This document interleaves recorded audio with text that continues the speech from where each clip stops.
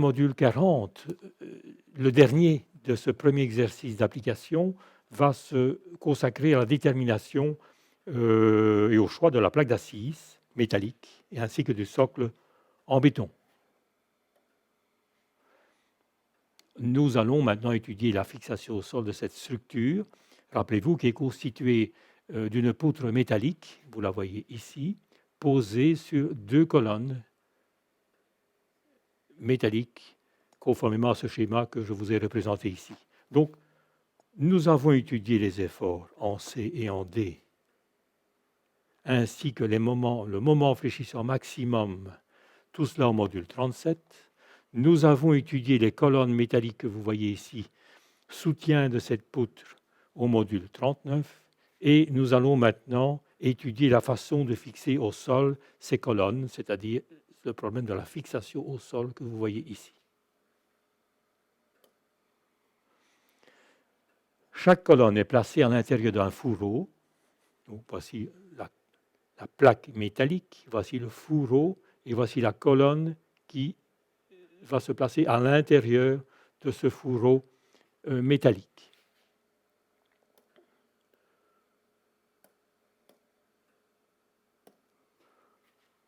Donc, je vais continuer. Voilà, cette colonne va donc se placer à l'intérieur de ce fourreau métallique. Alors, le fourreau est lui-même soudé sur une plaque d'assise métallique, comme vous voyez représenté ici. Et cette plaque sera boulonnée sur un socle en béton que vous voyez représenté ici. Cette plaque est boulonnée, représentée par les 4 boulons que vous voyez ici. Nous étudierons cela un peu plus loin.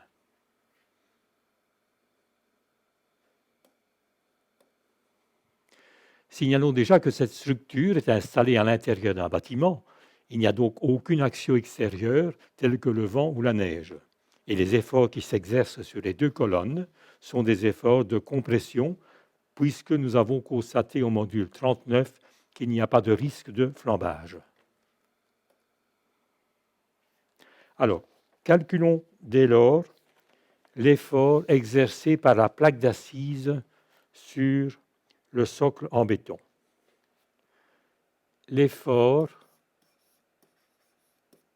est de 17 500 newtons. Vous pouvez voir le module 37 qui est consacré à ce calcul. La pression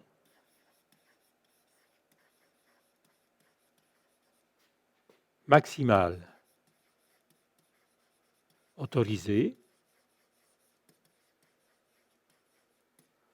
sur le socle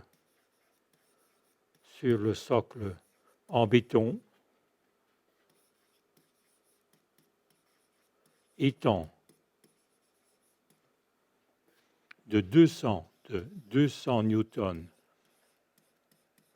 par centimètre carré, c'est une valeur couramment admise, nous allons pouvoir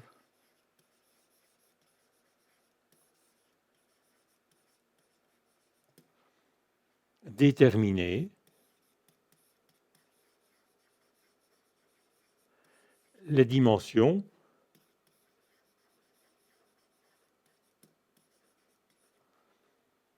nominales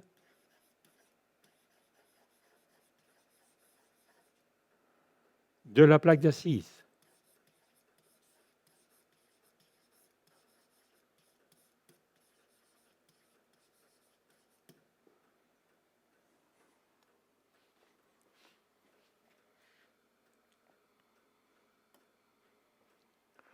Alors voilà, détermination de ces dimensions nominales. Bien, la pression est égale à l'effort, à la charge divisée par la section. Donc, si nous recherchons les dimensions de la plaque d'assise, d'abord sa section, la section est égale à F sur P. c'est-à-dire 17 500 newtons divisé par 200, la pression que nous sommes autorisés à exercer, c'est-à-dire 87,5 cm². Alors, pour rappel, P, c'est la pression.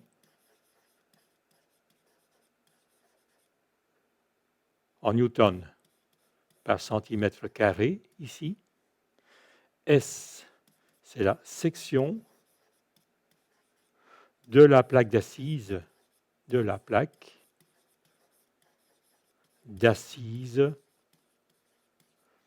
métallique en centimètres carrés. Et bien sûr, F est égal à l'effort exercé par la colonne en newtons. Nous l'avons vu tout à l'heure, 17 500 newtons.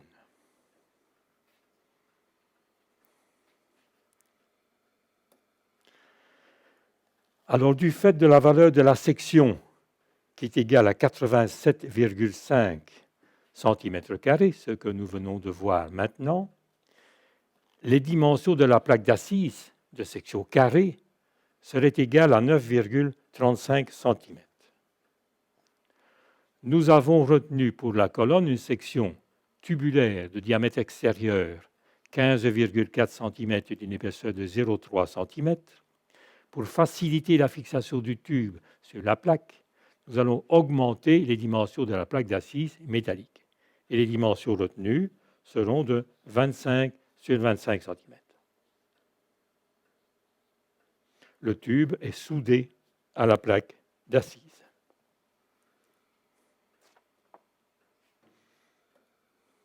Nous allons maintenant déterminer le poids de la plaque d'assise.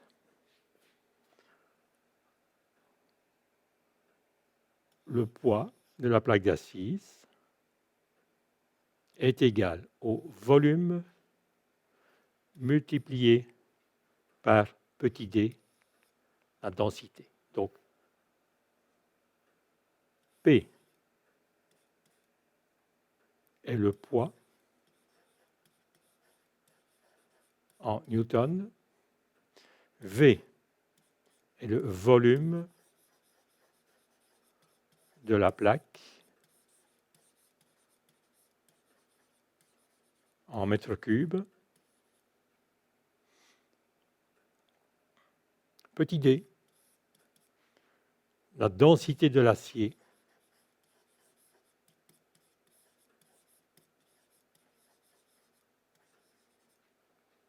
en newtons par mètre cube.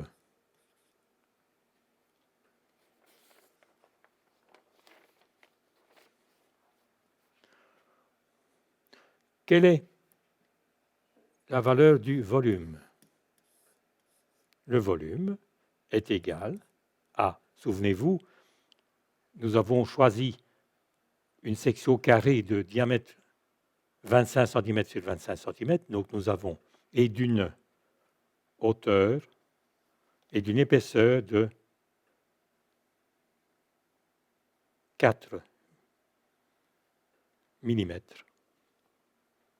Nous avons donc le volume égal à 0,25 multiplié par 0,25 multiplié par 0,004 égale 0,3 fois 0, 25 mètres cubes. Voilà le volume de la plaque d'acier. Donc, attention, nota bene, épaisseur de la plaque, pour rappel donc, épaisseur de la plaque 4 mm, c'est de l'acier, densité de l'acier, nous avons pris une valeur courante, 78 500 newtons par mètre cube. Voilà. Donc, Donc, P est égal au volume, c'est-à-dire 0,3 fois 0, 25, que multiplie la densité de l'acier, 78 500 newtons par mètre cube, et nous avons pour valeur de P, le poids de cette plaque métallique, 19,6 newtons.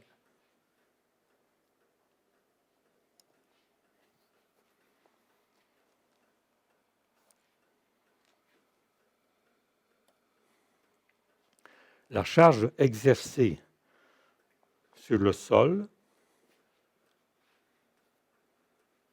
est donc égale à 17 500 plus 19,6 égale 17 520 newtons.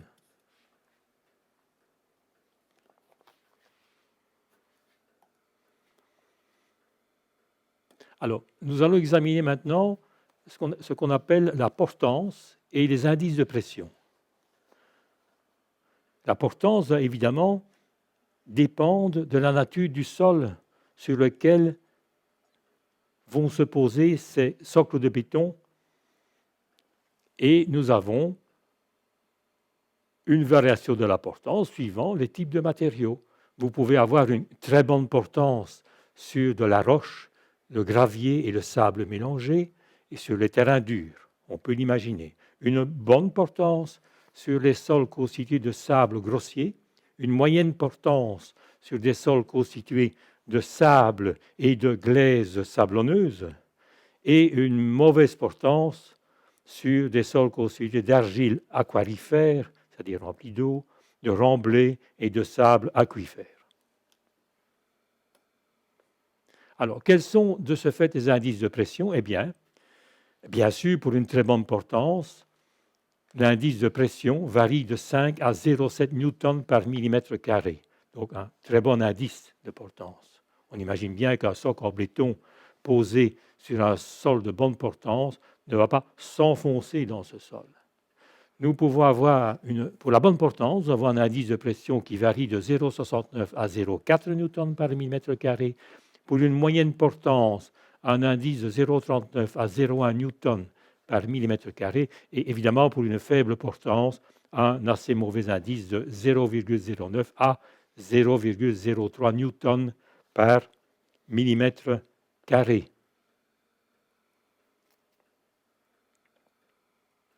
Alors, dans notre cas,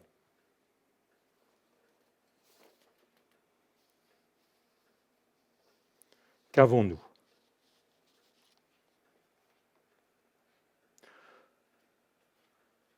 Le sol est de bonne portance.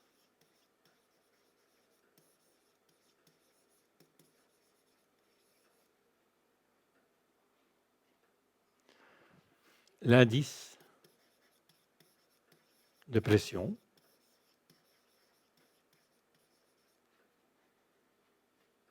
peut être choisi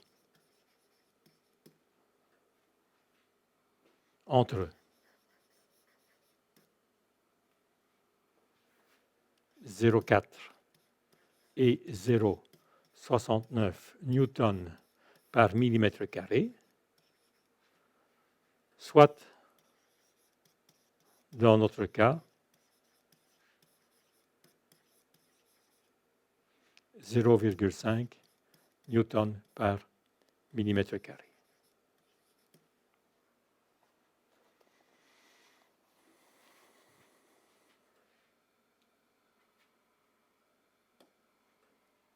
Nous allons maintenant déterminer la section du massif de béton. En effet, vous voyez représenté ici le socle métallique et le massif en béton est ici représenté. La section du massif de béton est égale à la charge sur le sol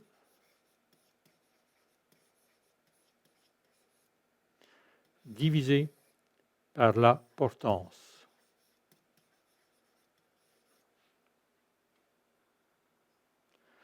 Avec une charge sur le sol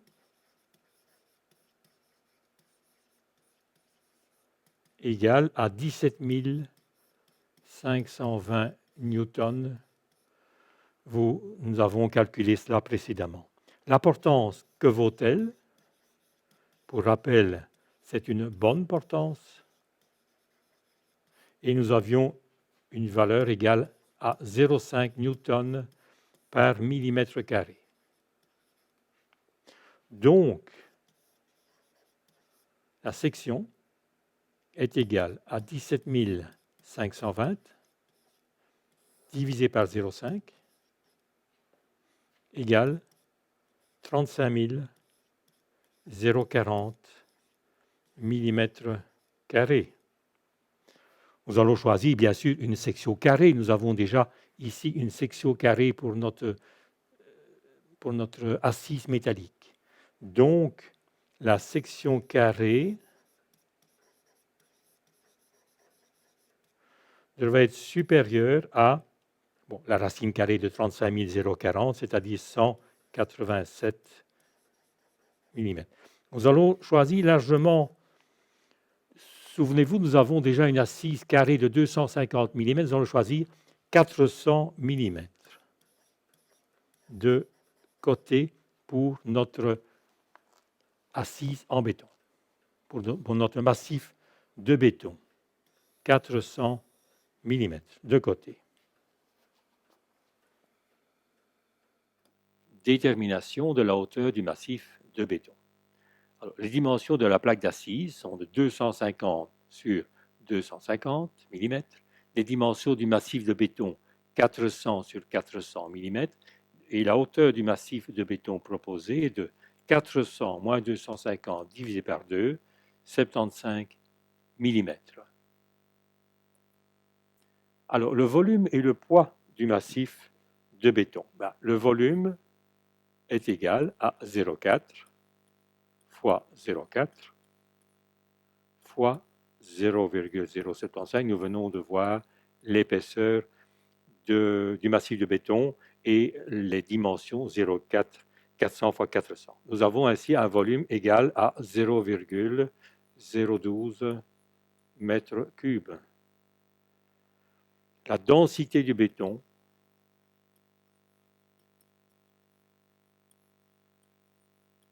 étant égale ou prise égale à 24 000 newtons par mètre cube, le poids du massif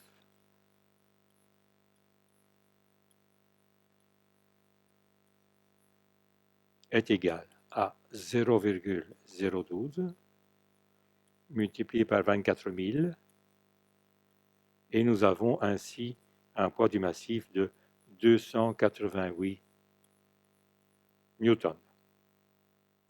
Alors, quelle est la pression maintenant réelle sur le sol? Eh bien, c'est égal à la charge sur le sol plus le poids du massif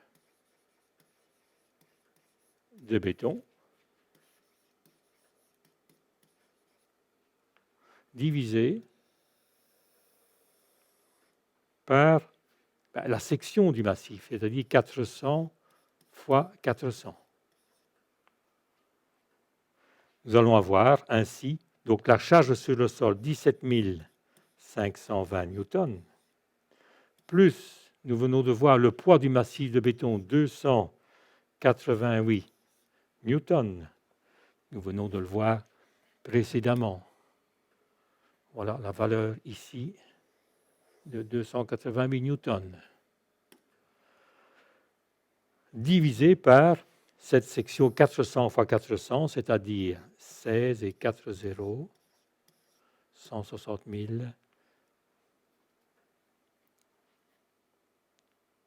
mm². Et nous avons ainsi une pression égale à 0,1113 newtons par millimètre carré.